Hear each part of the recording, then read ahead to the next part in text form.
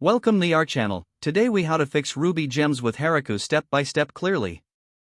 To fix Ruby gems with Heroku, start by opening your terminal. Navigate to your Rails project directory using the cd command. Ensure you are on the correct branch by checking with git status. Next, open your gem file in your preferred text editor. Review the gem file for any outdated or incompatible gems. If necessary, update the version numbers of the gems you want to change. After updating, save the gem file. Run bundle install in the terminal to install the updated gems. Once the installation completes, commit your changes using git add gemfile.lock.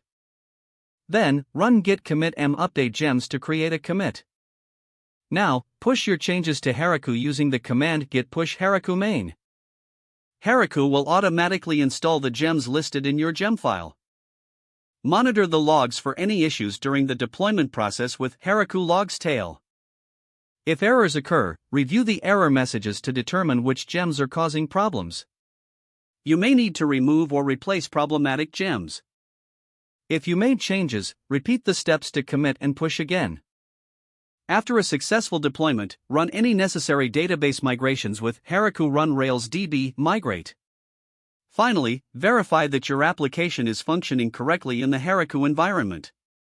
Use the command Heroku open to view your application in a web browser. If the page does not load, refresh the browser or try again in a private or incognito window. Make sure you are using the correct email address, then retype it carefully to avoid small typos. If your password is not accepted, use the reset option and create a new strong password you can remember. Check your spam folder for verification or security emails, then complete any requested confirmation steps. Enable two-factor authentication if available to improve account security and reduce unauthorized access risk. After signing in, review your profile details so your contact information and settings are accurate and current.